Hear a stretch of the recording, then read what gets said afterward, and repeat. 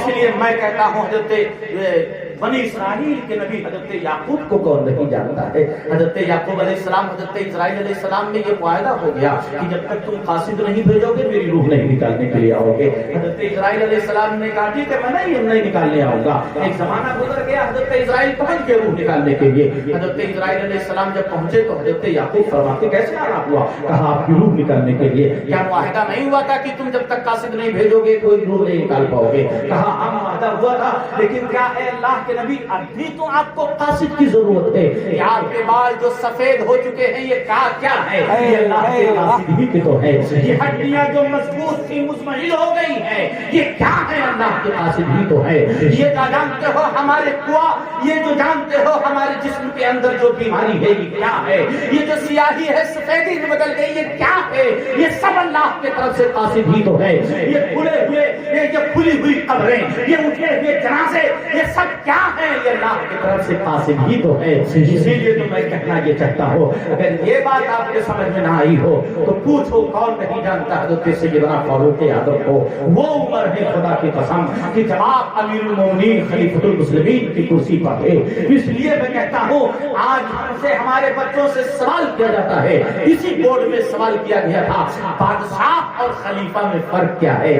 میں یہ کہتا ہوں بادشاہ ہونا اور ہے, وہ خلیفہ ہونا اور ہے. خدا کی قسم یزید کو بادشاہ تسلیم کر لیا گیا مگر نبی کا خلیفہ نہیں مانا گیا, اس لیے کہ ایک ثانی کبھی نبی کا خلیفہ ہو ہی نہیں سکتا ہے. تو بادشاہ ہونا اور ہے, خلیفہ وہی ہوگا جو نبی کے جانتے سنتوں کو اور نبی کے سنتوں کے کردار کو اس حد تک وہ اپنائے گا. اس لیے میں کہنا یہ چاہتا ہوں جانتے تو وہ نبی کا خلیفہ کہلائے گا کہ اس کے ہر نس میں ایک ایک خون میں نبی کی جانتے جانشینی بسی ہو. سیدنا فاروق اعظم رضی اللہ تعالیٰ عنہ کے پاس ایک شخص آیا اور آنے کے بعد کہا جانتے کیا کہا؟ یا عمر لا تنسى موتک, عمر اپنی موت کو مت بھولو. حضرت عمر کے جسم پر کپکپی تاری ہو گئی. کہا اے وہ شخص تو قریب بلایا. کہا تو نے تو مجھے خوف زدہ کر دیا ہے. آپ قریب بلانے کے بعد کہتے ہیں روزانہ آنا تم میری موت یاد دلانے کے لیے. وہ شخص چلا جاتا ہے, صبح روزانہ آتا ہے اور صرف یہی کہتا عمر اپنی موت کو مت بھولو, عمر اپنی موت کو مت بھولو. حضرت سیدنا فاروق اعظم نے اسے مشاہرہ دیا, تنخواہ دی. آپ اندازہ لگائیے مہینے گزرتے گئے, کئی مہینوں کے بعد ایک دن جب وہ شخص آیا تو حضرت سیدنا فاروق اعظم نے اس کا حساب کر دیا. کہا کل سے مت آنا میری موت یاد دلانے کے لیے. کہا حضور کوئی غلطی ہو گئی؟ کہا کوئی غلطی نہیں ہوئی ہے. کہا آپ نے میری جگہ پہ کسی کو رکھ لیا ہے؟ کہا کسی کو نہیں رکھا ہے. تو کہا کیا حضور آپ کو اب تذکیر موت کی ضرورت نہیں رہی ہے؟ حضرت سیدنا فاروق اعظم کے جانتے ہو آنکھوں میں آنسو جاری ہو گئے, روتے ہوئے اپنے داڑھی کے بال جو سفید ہو چکے تھے اسی کو پکڑتے ہوئے کہتے ہیں وہ شخص تو آتا تھا موت یاد دلا کر چلا جاتا تھا, اب یہ میرے پاس ہمیشہ کی موت یاد دلاتا رہے گا. اس لیے تم مت آنا, اس لیے میں نے تجھے کہا ہے کہ مت آنا. ذرا آپ اندازہ لگائیں آج ہم اپنی موت کو یاد نہیں کرتے ہیں, آج اپنی ہم موت کو بھول بیٹھے ہیں. یہ علماء کی جماعت ہے, پوچھو اس سارے سوال کا مطلب کیا ہے اس طرح محفل کا؟ اس طرح کی محفل کا مقصد یہ ہے لوگوں جو تم آئے ہو تو میں کہتا ہوں کہ تم نصیحت پکڑو اور یہ بھی سوچو. اسی لیے تو امام غزالی نے فرمایا تھا کہ جانے والے چلے جاتے ہیں مگر باقیوں پر احسان کر جاتے ہیں. میں جاننا یہ چاہتا ہوں, پوچھنا چاہتا ہوں علماء سے, ہمارے جو یہاں پر بیٹھے ہیں ان سے, کہ جب کسی کا جوان بیٹے کا انتقال ہو جاتا ہے اس کی کمر ٹوٹ جاتی ہے, وہ اپنے اور باپ پر کیا احسان کر کے جاتا ہے؟ جب کسی کی ماں کا انتقال ہوتا ہے تو اس کے سر سے سایہ چھن جاتا ہے, وہ ماں کیسے اپنی اولاد پر احسان کر جاتی ہے؟ امام غزالی فرماتے ہیں جانے والا جب جاتا ہے تو چونکہ گھر والے اس کے اخلاق و عادات, اس کے افعال, اس کے کردار کے بارے میں سب سے بہتر طریقے سے جانتے ہیں, تو ہمارے درمیان سے میرے گھر سے جب کوئی جاتا ہے تو اس کے شب و روز کو مجھ سے بہتر کوئی نہیں جانتا ہے. اس لیے جب ہمارے گھر سے کوئی جاتا ہے تو وہ ہمارے لیے عبرت کا سامان اس لیے ہے. ہم کو اس لیے عبرت حاصل کرنی چاہیے کہ جانے والے ہمارے درمیان سے جو گئے ہیں آخرت کی تیاری کا موقع ملا کہ نہیں ملا ہے, آخرت کی تیاری کر کے گئے ہیں کہ نہیں کر کے گئے ہیں. اگر وہ آخرت کی تیاری کر کے گئے ہیں تو ہمیں عبرت پکڑنی چاہیے کہ ان کو موقع ملا ہے, کیا پتا ہم کو موقع ملے کہ نہ ملے. اور جان تو جانے والا جان تو جو گیا ہے اگر تیاری کر کے نہیں گیا ہے ہے تو کہہ دو کہ ان کو موقع نہیں ملا ہے، تو اب تو تیاری کر لو تاکہ موقع ملے کہ نہ ملے۔ اس لیے میں کہنا یہ چاہتا ہوں اپنے اعمال کا حساب لگاؤ، تب ہم کو رات کو پتا چلے گا۔ اس لیے میں کہتا ہوں جو کوئی آدمی اللہ کی بارگاہ میں جان تو روتا ہے، گڑ گڑاتا ہے، اور جان تو نیکیوں پر نیکیاں کرتا ہے، اللہ کی رضا کے خاطر عمل کرتا ہے، یقین کے ساتھ کہتا ہوں، تو میں جان یقین کے ساتھ کہتا ہوں وہی آدمی اس کے لیے قبر کی زندگی سب سے اچھی زندگی ہوگی۔ روبی بن حراس ایک بہت بڑے تابعی میں سے ہے، تابعی جنہوں نے کئی صحابہ سے ملاقات کی ہے۔ تاریخ کے روایت میں حضرت روبی بن حراس جان تو اپنی زندگی میں پوری زندگی میں کبھی وہ ہنسے نہیں تھے، لوگوں کے درمیان بھی رہتے تھے، کبھی ان کے چہرے پر مسکراہٹ نہیں آئی۔ جانتے ہو ان کے جو بھائی تھے، جانتے جب ان کے جاگنے کے وقت، ان کے انتقال کے ہو جانے کے بعد غسال کو بلاتے ہیں، جان تو غسل دینے والے کو بلایا جاتا ہے، اور جب غسل دینے والا آتا ہے حضرت روبی بن حراس کو جانتے ہو جب غسل دیا جاتا ہے تو لوگ جو غسل دینے والے تھے اپنی آنکھوں سے کیا دیکھتے ہیں کہ جب جانتے ہو حضرت روبی بن حراس کو جو غسل دیا جا رہا ہے تو وہ مسکرا رہے ہیں، غسل دیا جا رہا ہے تو وہ مسکرا رہے ہیں، اور مسکرا رہے ہیں تو غسل دینے والے آتے ہیں پلٹ کر جانتے ہو حضرت روبی بن حراس کے بھائیوں سے کہتے ہیں کہ تیرا بھائی کون سا عمل کرتا تھا جس عمل کی بنیاد پر ہم اسے غسل دے رہے ہیں تو وہ مسکرا رہا ہے، ہم اسے غسل دے رہے ہیں تو وہ مسکرا رہا ہے۔ جانتے ہو پورے شہر میں یہ مشہور ہو جاتا ہے کہ ایک شخص ایسا بھی ہے کہ جانتے ہو جسے غسل دیا جا رہا ہے تو وہ مسکرا رہا ہے، غسل دیا جا رہا ہے تو وہ مسکرا رہا ہے۔ جانتے ہو بہت سے لوگ جانتے ہو کچھ تو شامل تو کچھ تو جانتے ہو دیکھنے کے لیے اور کچھ تو یہ پتہ لگانے کے لیے حقیقت ہے کہ کیا ہے، کچھ لوگ جانتے ہو بھیڑ اکٹھا ہو گئی، آخر کون جانے والا ایسا جگہ ہے کہ جس کو جاؤ دیکھا جائے کہ جانتے ہو جس کو غسل دیا جا رہا ہے تو وہ مسکرا رہا ہے۔ لوگوں کی بھیڑ اکٹھا ہو گئی اور آپس میں چیمی گوئیاں کرنے لگے کہ آخر وہ کون شخص ہے جسے غسل دیا جا رہا ہے تو وہ جانتے ہو مسکرا رہا ہے۔ لوگوں کی بھیڑ جب اکٹھا ہوتی ہے، اکٹھا ہونے کے بعد جانتے ہو لوگ جب قریب آئے اور قریب آنے کے بعد جانتے ہو فوراً اتنے میں جانتے ہو ایک جو جن کو غسل دیا گیا تھا، کفن پہنایا گیا تھا، لوگ جیسے ہی آپ کے چہرے کو دیکھنا ہی چاہتے تھے اور جانتے ہو دیکھنا ہی چاہتے تھے، فوراً آپ نے اپنا ہاتھ اوپر کرتے ہوئے کہا السلام علیکم ورحمۃ اللہ وبرکاتہ۔ یہ کسی نے کہا؟ حضرت روبی بن حراس نے کہا۔ لوگوں نے جانتے ہو سلام کا جواب دیا وعلیکم السلام ورحمۃ اللہ وبرکاتہ۔ تو جانتے ہو لوگوں نے کہا کہ جانتے ہو کیا موت کے بعد بھی تم بات کرتے ہو؟ بعد الموت، کہا نام اتکلم بعد الموت، ہاں میں موت کے بعد بھی گفتگو کرتا ہوں۔ یہ جب کہا گیا انہوں نے کہا تو لوگ جانتے جتنے لوگ وہاں تھے جانتے سب دنگ رہ گئے کہ آخر یہ کون شخص ہے جو مسکراتا ہے نہلایا جائے، وہ کون شخص ہے جب اس کے جنازے کو اٹھانے کی باری ہوئی کچھ تاخیر ہوئی تو یہ آدمی سے بات بھی کرتا ہے۔ ابھی لوگ سوچ میں تھے، اتنے میں فوراً روبی بن حراس یہ کہتے ہیں جانتے فوراً یہ کہتے ہیں لوگوں جلدی کرو مجھے لے چلو قبر میں میرے آقا میرا انتظار کر رہا ہے۔ آپ اندازہ لگائیے، میں یہ کہنا چاہتا ہوں تب لوگوں نے ان کے بھائی سے پوچھا بتاؤ روبی بن حراس کو کون سا عمل کرتے تھے؟ تو جانتے ان کے بھائیوں نے کہا کہ میں تو عمل بہت زیادہ نہیں دیکھا ہوں، لیکن انہوں نے زندگی میں قسم کھائی تھی جب تک میں اپنا اچھا عمل نہیں دیکھ لوں گا میں مسکراؤں گا نہیں۔ آج جب غسل دیا جا رہا تھا تو مسکرا رہے تھے، آج جب تاخیر کی جا رہی تھی تو انہوں نے کہا جلدی کرو میرے آقا میرا قبر میں انتظار کر رہے ہیں۔ لوگوں اس لیے میں کہنا یہ چاہتا ہوں ہماری زندگی گزارنے کا مقصد اور سب سے جانتے تب ہم کامیاب ہوں گے جب ہمیں آخرت میں ہمیں بہتری ملے، آخرت کا اجر ہمیں زیادہ ملے۔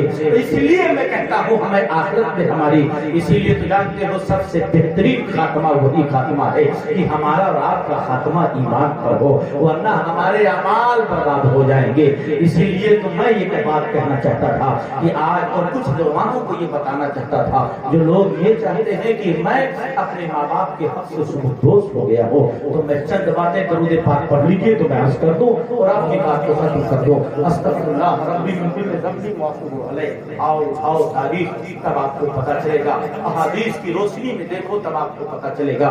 میرے آقا مولا صلی اللہ علیہ وسلم نے ارشاد فرمایا اتا رجل امرأته وامه کہ ایک زمانہ آئے گا کہ مرد اپنی عورت کا فرما بردار ہوگا مگر اپنے ماں باپ کا وہ نافرمان ہوگا۔ آج کے اس دور کو اگر دیکھا جائے تو میں کہتا ہوں لفظ بلفظ جانتے ہو اگر یہ حدیث اگر کسی پر ثابت ہو رہی ہے تو ہم پر اور آپ پر ثابت ہو رہی ہے۔ آج ہم اپنی طبیعت کے مطابق زندگی گزارتے ہیں، آج ہم اپنے آقا کی شریعت کے مطابق زندگی گزارنا بند کر دیے ہیں۔ بہت کم لوگ ہیں جو آقا کی شریعت کے مطابق زندگی گزارتے ہیں، اور جو گزارتے ہیں یقیناً میں کہتا ہوں ان کے سر کی جوتی، ان کے پاؤں کی جوتی میرے سر کا سب سے بڑا اعزاز ہے جو آقا کی شریعت کے مطابق زندگی گزارتے ہیں۔ آؤ اسی لیے تو میں کہتا ہوں کون نہیں جانتا حضرت بایزید بستامی کو، وہ بایزید جنہوں نے ہوش سنبھالا تو اپنی ماں سے جا کے یہ کہا اے میری ماں تو اپنا حق معاف کر دے، اس لیے کہ میں تیری خدمت کروں کہ اس رب کو راضی کروں جس نے مجھے پیدا کیا ہے، میں تیری خدمت کروں کہ اس رب کو راضی کروں، تو اپنا حق معاف کر دے۔ ماں نے فوراً بیٹے سے کہا بایزید جا، میں اپنا حق معاف کرتی ہوں، جا تو اپنے رب کو راضی کر لے۔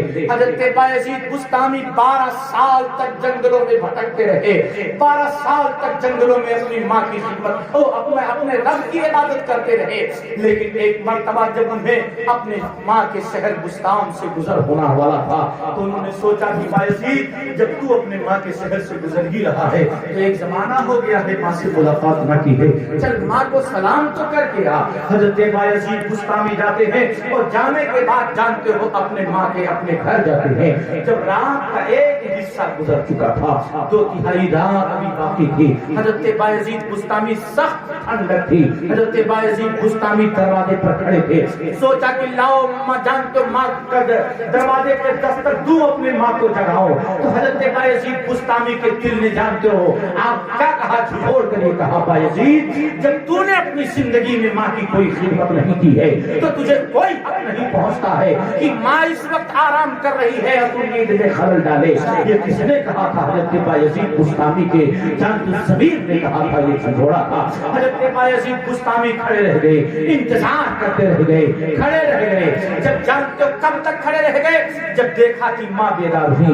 کیسے پتا چلا کہ ان کی ماں بیدار ہوئی؟ تو جانتے ہو گھر کے اندر جب ان کی ماں تہجد کی نماز ادا کرنے کے لیے بیدار ہوتی ہے تو گھر کے اندر سے جو باہر نالی نکلی ہوئی تھی اس نالی میں جب پانی آیا تب پتا چلا کہ میری ماں بیدار ہو گئی ہے۔ حضرت بایزید بستانی میں دروازے پر جب دستک دی تو ماں نے دروازہ جب کھولا تو بایزید ماں کے قدموں میں گر جاتے ہیں اور برملا یہی کہتے ہیں اے میری ماں تو مجھے معاف کر دے، آج میں پوری زندگی در جنگلوں میں بھٹکتا رہا، میں اپنے رب کی تلاش کرتا رہا، لیکن آج پتا چلا کہ میرا رب تو میرے ماں کے پاس ہے۔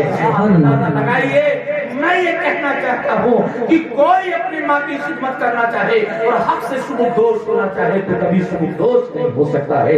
اسی لیے تو کہتا ہوں کہ پوچھئے فقہا سے علماء سے تب پتا چلے گا شریعت کا یہ مسئلہ ہے کہ ماں کافرہ بھی ہو تب بھی اولاد پر خدمت لازم ہے، ضروری ہے۔ یہ شریعت آئے تو پوچھو حضرت ابو ہریرہ سے، کون ابو ہریرہ ہے؟ سب سے زیادہ اگر حدیث کسی سے روایت ہے تو ابو ہریرہ سے ہے۔ حضرت ابو ہریرہ کے والد گرامی کا انتقال ہو گیا، ماں ایمان نہیں لائی، ابو ہریرہ نبی کے غلام بن چکے تھے، نبی کے پاس آتے جاتے تھے، فیض حاصل کرتے تھے۔ ایک دن آپ حضرت ابو ہریرہ اپنی ماں کی خدمت کیا کرتے تھے، تنہائیوں میں ماں سے دل کی بات کرتے تھے، جب ضرورت پڑتی ماں کی خدمت کرتے تھے۔ ایک دن اسی ماں نے کہا بیٹا سخت لہجے میں، بیٹا میں کیا کروں؟ ابو ہریرہ کیا جاتے ہو محمد کے پاس لینے کے لیے؟ جب میں دیکھتی ہوں تو تم محمد کے پاس جاتے ہو، خبردار مت جاؤ۔ حضرت ابو ہریرہ کے آنکھوں میں آنسو آ گئے اور روتے ہوئے اپنے گھر سے باہر نکلے اور یہ کہتے ہوئے اے پروردگار تو علیم و خبیر ہے، دلوں کی خبر رکھتا ہے، اس روئے زمین پر اگر کوئی قریبی رشتہ دار میرا ہے تو وہ میری ماں ہے، میرے پاس کوئی بھائی نہیں، میرے پاس کوئی بہن نہیں، میرے والد گرامی پہلے انتقال کر چکے ہیں، اب اگر دل کی بات میں کرتا ہوں تو ماں سے کرتا ہوں، خدمت کرتا ہوں تو ماں کی کرتا ہوں، اب یہی میری ماں ہے جن سے میں دل کی بات کرتا ہوں۔ لیکن آج میری ماں نے ایسی گفتگو کی ہے کہ میں اپنے آقا کے پاس نہ جاؤں تو لگتا ہے آج ماں بیٹے کا رشتہ ختم ہو جائے گا، آج یہ رشتہ ختم ہو جائے گا، کیونکہ میں کسی صورت میں اپنے نبی کو میں چھوڑ نہیں سکتا ہوں، اپنے آقا کو میں بھول نہیں سکتا ہوں۔ حضرت بلال روتے ہوئے آقا کی بارگاہ میں پہنچتے ہیں۔ حضرت بلال جب پہنچے تو میرے آقا مولا صلی اللہ علیہ وسلم سے یہ بیان کرتے ہیں، حضرت میرے آقا نے اپنے دونوں ہاتھوں کو آسمانوں میں اٹھا کر دعا کر دی۔ میرے آقا مولا صلی اللہ علیہ وسلم عرض کرتے اللہم اہد ام ابی ہریرہ، اے اللہ ابو ہریرہ کے ماں کو ہدایت دے دے۔ میرے آقا کا اتنا دعا فرمانا ہی تھا، اتنے میں جانتے ہو حضرت ابو ہریرہ ایک لمحہ تردد کیے ہوئے اجازت لے کر نبی کی بارگاہ سے اپنے گھر کی طرف بڑی تیزی کے ساتھ جاتے ہیں۔ راستے میں ایک صحابی رسول سے ملاقات ہوتی ہے، وہ کہتے ہیں ابو ہریرہ اتنی سرعت کے ساتھ گھر جانے کی کیا وجہ ہے، اتنی جلدی میں آپ تک کبھی نہیں جاتے ہوئے دیکھا۔ حضرت ابو ہریرہ نے کہا جانتے ہیں لوگوں آج میرے آقا نے میری ماں کی ہدایت کی دعا کی ہے، میں گھر اس لیے جلدی جانا چاہتا ہوں، میں دیکھنا چاہتا ہوں کہ میری دعا پہلے میرے آقا، میں پہلے پہنچتا ہوں کہ میرے آقا کی دعا پہلے پہنچتی ہے۔ لیکن جب گھر جا کے دیکھتے ہیں حضرت ابو ہریرہ دروازے پہ دستک دیتے ہیں، ماں نے کہا بیٹا نرم لہجے میں ابو ہریرہ ٹھہر جاؤ، میں غسل کر رہی ہوں، نہا لو غسل کر لو۔ ماں جب غسل کرتی ہے اپنے جسم کو، جانتے ابو ہریرہ کی ماں اپنے جسم کو کپڑے سے چھپا کر جب دروازے کو کھولتی ہے، دروازہ کھولتے ہی کہتی ہے بیٹا تو گواہ ہو جا، اشہد پڑھ لیتی ہے کلمہ اشہد لا الہ الا اللہ واشہد ان محمد رسول اللہ صلی اللہ علیہ وسلم۔ یہ کلمہ پڑھ کر یہ بتانا، حضرت ابو ہریرہ خوشی کا اظہار کرتے ہوئے کہتے ہیں لوگوں اس وقت حضرت ابو ہریرہ کی والدہ بھی ایمان لا چکی تھی، تو ماں کافرہ ہو تب بھی اولاد پر خدمت لازم ہے۔ ذرا آپ سوچئے، اس لیے میں کہنا یہ چاہتا ہوں، ذرا آپ مجھے سوچو اور میں آپ سے یہ کہوں گا، ضرور یہ کہوں گا کہ ہم کو رات کو کبھی جانتے ہو اعمال صالحات کرتے رہنا چاہیے، موت کو کبھی بھولنا نہیں چاہیے، موت کو یاد کرتے رہنا چاہیے۔ اچھا ایصال ثواب کی جب بات آ گئی ہے تو سب سے زیادہ یہ محفل سجانے کی ضرورت کیوں پڑتی ہے، کیوں ایصال ثواب کی ضرورت